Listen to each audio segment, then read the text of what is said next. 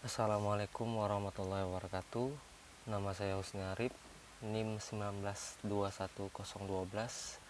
Berikut adalah tugas video saya dengan tema Sosiologi Masyarakat Nelayan, mata kuliah Sosiologi Hukum, dosen Pak Zetharyanto SHMH. Baiklah, saya akan memulai dengan definisi masyarakat pesisir.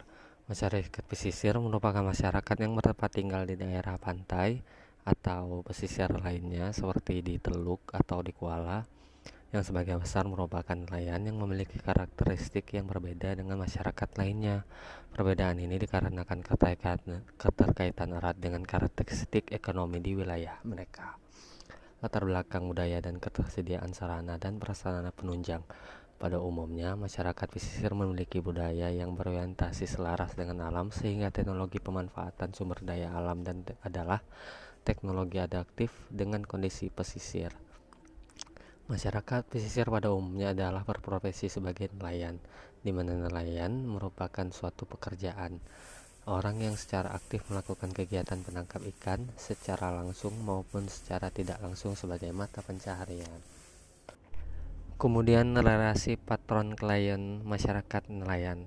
Prinsip-prinsip relasi patron klien yang berlaku pada masyarakat nelayan adalah unsur-unsur sosial yang berpotensi sebagai patron adalah pedagang ikan berskala besar dan kaya, nelayan pemilik perahu, juru kemudi, juragan laut atau pemimpin awak perahu, dan orang kaya lainnya. Mereka berpotensi menjadi klien adalah nelayan buruh dan warga pesisir yang kurang mampu sumber dayanya. Secara intensif, relasi patron klien ini terjadi dalam aktivitas peranata ekonomi dan kehidupan sosial di kampung. Para patron ini memiliki status dan peranan sosial yang penting dalam kehidupan masyarakat nelayan. Kompleksitas relasi sosial patron klien vertikal dan relasi sosial horizontal di antara mereka merupakan urat-urat struktur sosial masyarakat nelayan. Dalam aktivitas ekonomi perikatan tangkap di kalangan nelayan, misalnya, terdapat 3 pihak yang berperan besar, yaitu pedagang, perantara, nelayan pemilik perahu, dan nelayan buruh. Ketiga pihak tersebut oleh hubungan kerjasama ekonomi yang erat. Pedagang perantara menyediakan bantuan dan pinjaman uang, ikatan untuk nelayan pemilik dan nelayan buruh. Nelayan pemilik penyedia bantuan dan pinjaman ikatan kepada nelayan buruh. Hubungan kerjasama ekonomi di antara mereka diikat oleh relasi patron klien. Relasi sosial ekonomi berbasis patron klien ini berlangsung intensif dan dalam jangka panjang. Relasi sosial ekonomi akan berakhir jika terjadi persoalan yang tidak bisa diatasi di antara mereka, sehingga pihak nelayan dan nelayan buruh harus melunasi utang-utangnya kepada pedagang perantara, sedangkan dalam relasi patron klien mendasari aktivitas ekonomi nelayan, sehingga ada penelitian yang menyebut organisasi ekonomi nelayan sebagai organisasi ekonomi patron klien. Kemudian, sistem gender masyarakat nelayan. Sistem gender adalah sistem pembagian kerja secara seksual dalam masyarakat nelayan yang didasarkan pada persepsi kebudayaan yang ada. Dengan kata lain, sistem gender merupakan konstruksi sosial dari masyarakat nelayan yang terbentuk sebagai hasil evolutif dari suatu proses dialektika antar manusia, lingkungan, dan kebudayaannya. Sebagai produk budaya, sistem gender diwariskan secara sosial dari generasi ke generasi. Berdasarkan sistem generasi masyarakat nelayan, pekerjaan-pekerjaan yang terkait dengan laut merupakan ranah kaum laki-laki, sedangkan wilayah darat adalah ranah pekerjaan kaum perempuan. Pekerjaan-pekerjaan di laut seperti melakukan kegiatan penangkapan menjadi ranah laki-laki karena karakteristik pekerjaan ini membutuhkan kemampuan fisik yang kuat, secara kecepatan bertindak, dan beresiko tinggi. Dengan kemampuan fisik yang berbeda, kaum perempuan menangani pekerjaan-pekerjaan di darat, seperti mengurus tanggung jawab domestik, serta aktivitas sosial budaya dan ekonomi. Kaum perempuan memiliki cukup banyak waktu untuk menyelesaikan tanggung jawab pekerjaan tersebut. Sebagai besar aktivitas perekonomian di kawasan pesisir melibatkan kaum perempuan, dan sistem pembagian kerja tersebut telah menempatkan kaum perempuan sebagai penguasa aktivitas ekonomi pesisir. Dampak dari sistem pembagian kerja ini adalah kaum perempuan mendominasi dalam urusan ekonomi rumah tangga dan mengambil keputusan penting dalam rumah tangganya. Dengan demikian, kaum perempuan tidak berposisi sebagai suplemen tetapi bersifat komplemen dalam menjaga kelangsungan hidup rumah tangganya. Persepsi masyarakat nelayan terhadap perempuan yang bekerja di sektor publik terbagi menjadi tiga, yaitu persepsi konservatif, moderat bersyarat, dan kontekstual dinamis.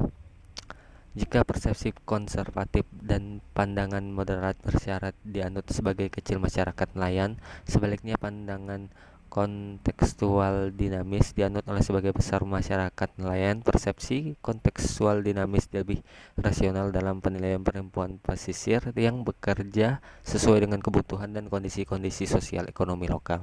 Persepsi ini memberikan ruang yang luas bagi perempuan untuk terlibat aktif dalam kegiatan publik dengan tidak mengorbankan tanggung jawab domestiknya.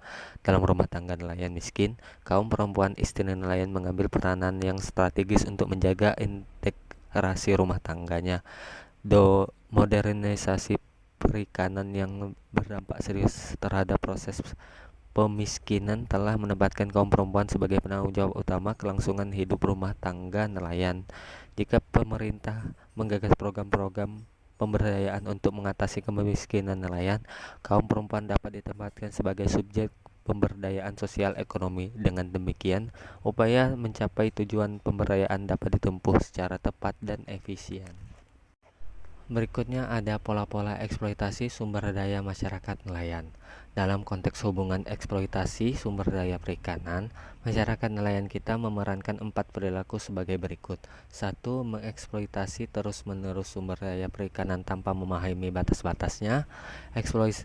Eksploitasi sumber daya perikanan disertai dengan merusak ekosistem pesisir dan laut, seperti menebangi hutan bakau serta mengambil terumbu karang dan pasir laut. 3. Eksploitasi sumber daya perikanan dengan cara-cara yang merusak, seperti kelompok nelayan yang melakukan pemboman ikan, melarutkan potasium sianida, dan mengoperasikan jaringan yang merusak lingkungan seperti trawl dan mini trawl. Serta 4. Mengeksploitasi sumber daya perikanan dipadukan dengan tindakan konservasi, seperti nelayan-nelayan yang melakukan penangkapan disertai dengan kebijakan pelestarian terumbu karang, hutan bakau, dan mengoperasikan jaringan yang ramah lingkungan. Perilaku pertama, kedua, dan ketiga dianut oleh sebagian nelayan kita sebagai konsekuensi dari persepsi yang kuat terhadap sumber daya perikanan atau sumber daya kelautan yang bersifat open access bagi siapapun yang mau memanfaatkannya. Perilaku keempat adalah perilaku minoritas di kalangan masyarakat nelayan, seperti ditunjukkan oleh adanya komunitas-komunitas adat atau komunitas lokal yang mengelola sumber daya perikanan untuk memperkuat kepentingan ekonomi kolektif, kemandirian sosial, dan kelangsungan hidup. Komunitas-komunitas adat seperti ini tersebar di berbagai wilayah di tanah air. Mereka menjaga dengan baik peranata-peranata pengelolaan sumber daya laut yang dimilikinya, seperti Sisi Maluku, Ondovi di Papua Barat, Bati di Ternate, Rompong di Sulawesi Selatan, Tonas di Sulawesi Utara, Awik-awik di Nusa Tenggara Barat, Patenekan di Banten, atau golongan di Tegal. Klaim pemilik atas sumber daya komunal ini dilegitimasi oleh sejarah sosial dan unsur-unsur identitas etnitas yang mereka miliki. Perilaku eksploitatif yang tak terkendali berimplikasi luas terhadap kalangan sumber daya perikanan dan kemiskinan nelayan. Di samping itu, kompetisi antar nelayan dalam memperebutkan sumber daya dari perikanan terus meningkat, sehingga berpotensi menimbulkan konflik secara eksplosif di berbagai wilayah perairan, khususnya di kawasan yang menghadapi kondisi overfishing atau penangkapan yang berlebihan. Kondisi-kondisi umum yang secara tidak langsung dapat mempengaruhi timbulnya konflik nelayan yang bisa saja seperti kelangkaan atau semakin berkurang sumber daya perikanan.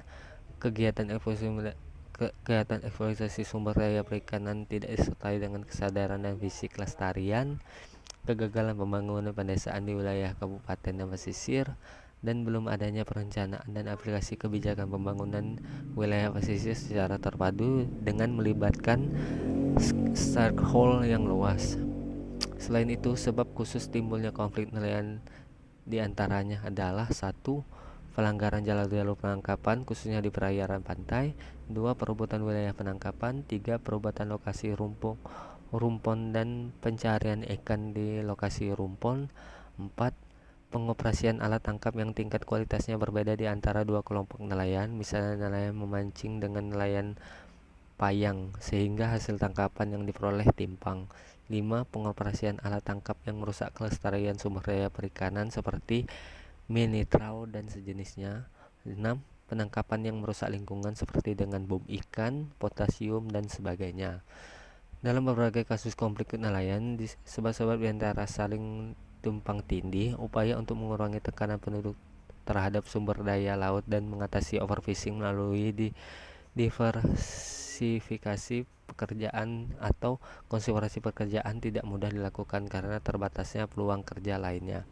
Di daerah pesisir, ketergantungan nelayan terhadap laut sangat tinggi. Sebagai contoh kasus, dari hasil studi Purnomo 2006, pada tahun 2006 terungkap bahwa sebagian besar, yaitu 89,3% dari nelayan di Sampang, Bangkalan, Pasuruan, Sidoarjo, dan Surabaya tetap mempertahankan pekerjaan menangkap ikan, dan sebanyak 94,9% di antara mereka tetap mempertahankan perairan Selat Madura sebagai daerah operasi penangkapan, padahal Selat Madura sudah dalam kondisi overfishing sejak tahun 1996. Data ini menunjukkan bahwa peluang terjadinya konflik nelayan masih cukup besar. Oleh sebab itu, upaya-upaya meresolusi konflik nelayan harus terus dilakukan oleh berbagai pihak dengan pendekatan yang multidimensional. Dan yang terakhir adalah kepemimpinan sosial masyarakat nelayan. Sebagai suatu kesatuan sosial budaya, masyarakat memiliki ciri-ciri perilaku sosial yang dipengaruhi oleh karakteristik kondisi geografis dan mata pencaharian penduduknya. Sebagian dari ciri-ciri perilaku sosial tersebut adalah sebagai berikut. 1. Etos kerja tinggi untuk memenuhi kebutuhan hidup dan pencapaian kemakmuran. 2. Kompetitif dan mengandalkan kemampuan diri untuk mencapai keberhasilan. 3. Apresiasi terhadap prestasi seseorang dan menghargai keahlian. 4. Terbuka dan ekspresif sehingga cenderung kasar. 5. Solidaritas sosial yang kuat dalam menghadapi ancaman bersama atau membantu sesama ketika menghadapi musibah. 6. Kemampuan adaptasi dan bertahan hidup yang tinggi. 7. Gaya hidup konsumtif. 8. Demokratif dalam harta benda seperti emas, perabotan rumah, kendaraan, bangunan rumah, dan sebagainya sebagai manifestasi keberhasilan hidup. 9. Agamis dengan sentimen keagamaan yang tinggi. Dan 10. Temperamental, khususnya jika terkait dengan harga diri. Baiklah, kesimpulannya ialah berdasarkan uraian yang telah saya sampaikan, masyarakat nelayan memiliki identitas kebudayaan yang spesifik dan terbangun melalui proses evolusi yang panjang. Ciri-ciri kebudayaan yang telah saya sampaikan seperti sistem gender, relasi pattern klien, pola-pola perilaku dalam mengeksploitasi sumber daya perikanan, serta kepemimpinan sosial tumbuh karena pengaruh kondisi dan karakteristik yang terdapat di lingkungannya.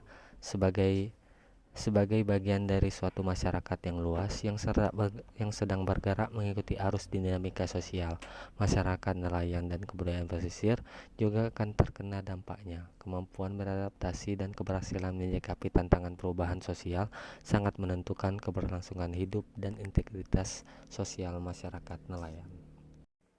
Sekian pemaparan makalah saya berupa video.